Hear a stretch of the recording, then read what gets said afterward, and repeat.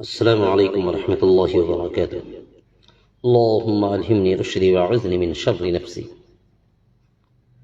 آج ناظرین کے سامنے کچھ اپنی زندگانی کے بارے میں، آج انسانیت کی زندگی کیسی گزر رہی ہے اور زندگی کیسے گزرنی چاہیے، اس کے بارے میں کچھ بات بتائی جائیں گی۔ کہتے ہیں کہ زندگی ایک جلتے ہوئے چراغ کے مانند ہے۔ زندگی جلتے ہوئے چراغ کے مانند ہے جو ایک نہ ایک دن بجھ جاتی ہے۔ یہ زندگی ایک نہ ایک دن اس دنیا سے انسان کوچ کر کے آخرت کی زندگی میں اور عالم برزخ کی زندگی میں انسان پہنچ جاتا ہے۔ اسی طریقے سے زندگی ایک جد و جہد کا نام ہے جس میں انسان کو قدم قدم پہ کانٹے بھی ملتے ہیں، قدم قدم پہ کانٹے بھی ملتے ہیں اور پریشانیاں بھی ہوتی ہیں۔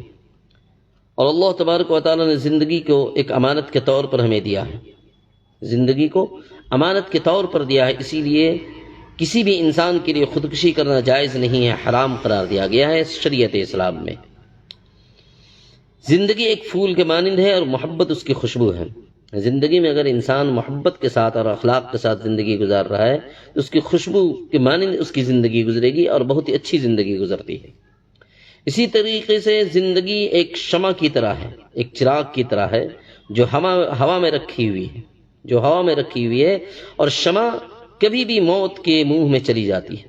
یہ زندگی کبھی بھی کوئی ٹھکانہ نہیں، چاہے بچپنا ہو، چاہے بڑھاپا ہو، چاہے ہماری جوانی ہو، کسی بھی حال میں انسان ہوتا ہے، اللہ تبارک و تعالیٰ کی طرف سے جب بلاوا آ جاتا ہے تو زندگی کی شمع وہیں پہ بجھ جاتی ہے۔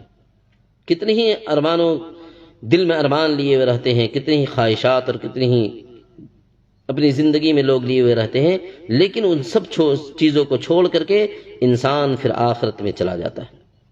اسی طریقے سے زندگی ایک تحفہ ہے، بہت جلد چھینا جانے والا ہے، جو تحفے کے مانند ہے، ایک نہ ایک دن یہ چھن جاتا ہے۔ پھر زندگی ایک زیور کے مانند بھی ہے، جو زیور بہت جلد چوری ہو جانے والی ہے۔ زندگی کا زیور بہت جلد چوری ہو جانے والی ہے اور کوئی نہیں جانتا ہے کہ کب چوری ہو جائے، کب چھن جائے، کسی کو معلوم نہیں ہے زندگی کے بارے میں۔ اور زندگی ایک سمندر کی طرح بھی ہے، زندگی ایک سمندر کی طرح بھی ہے جو لہروں میں کھیلتی ہے اور لہروں کے ساتھ کھیلتی ہے اور بہت جلد پھر مٹ جاتی ہے۔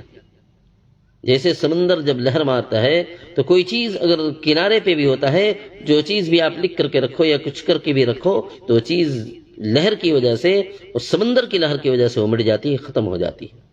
اسی زندگی ختم ہو جانے والا ہے۔ زندگی کا مقصد حصول مسرت ہے، زندگی کا مقصد حصول مسرت ہے، مقصد کا حصول کرنا ہے اور خوشی کا حصول کرنا، لیکن تکمیل تو انسانیت ہی ہوتی ہے، تکمیل تو انسانیت ہی کی ہوتی ہے۔ اسی لیے زندگی کا مقصد حسن مسرت نہیں ہے ہمیشہ ہمیش کے لیے، تھوڑی مسرت مل جاتی ہے، تھوڑی خوشی مل جاتی ہے، کبھی خوشی تو کبھی غم ہوتی ہے۔ اسی طریقے سے کبھی آرام کی زندگی ہوتی ہے تو کبھی پریشانی والی زندگی ہوتی ہے، قدم قدم پہ کانٹے لگے ہوئے ہوتے ہیں۔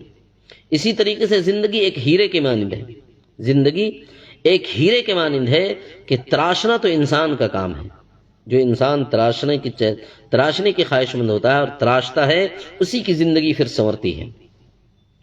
زندگی کی مصیبتوں کو ہنس کر سہنا پڑتا ہے، کبھی زندگی کی مصیبتوں کو ہنس کر کے سہنا پڑتا ہے، رو کر کے اور غم میں گزارنا یہ پاسبل اور ممکن ہی نہیں ہے، اس لیے ہنس کر کے سہنا پڑتا ہے۔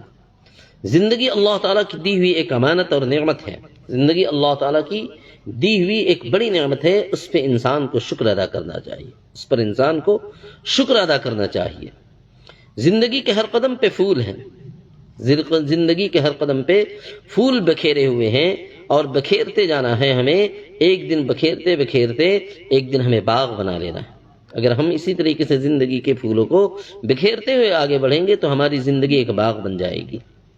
زندگی کی بنیاد تو اعتماد پہ رکھی جاتی ہے، اعتماد اور بھروسے ہی پہ زندگی کی گاڑی چلتی ہے۔ اگر اعتماد کسی پہ نہ ہو، اگر شوہر بیوی پہ بھروسہ نہ کرے، بیوی شوہر پہ، اب باپ اپنی اولاد پہ، ماں اپنی اولاد پہ بھروسہ نہ کرے، یا اولاد اپنے ماں باپ پہ بھروسہ نہ کرے تو پھر کبھی گاڑی چل ہی نہیں سکتی۔ اس لیے زندگی کی بنیاد تو اعتماد اور بھروسے ہی پہ رکھی جاتی ہے۔ زندگی تو بظاہر ایک شاداب کی طرح ہے، زندگی تو بظاہر شاداب کی طرح ہے، مگر حقیقت میں کانٹوں کی طرح وہ دکھائی دیتا ہے، حقیقت میں وہ کانٹوں کی طرح دکھائی دیتا ہے پریشانیاں جب آتی ہیں۔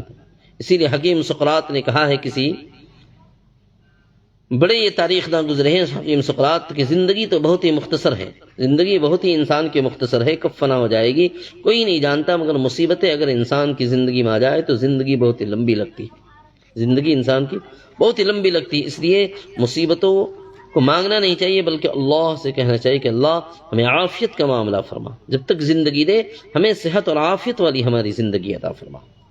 زندگی کے گلدان میں ایسے پھولوں کو پیش کرتے رہنا چاہیے، زندگی کے گلدان میں ایسے پھولوں کو سجاتے رہنا چاہیے جو خوشبو دے سکے، جو خوشبو دے سکے۔ اگر خوشبو ہماری زندگی میں نہیں ہوگی، خوشبوؤں سے معطر نہیں ہوگی، تو پھر انسان کی زندگی میں بہار اور شادابی نہیں آ سکتی ہے، اور زندگی اس کی پھر اجیرن بن جاتی ہے۔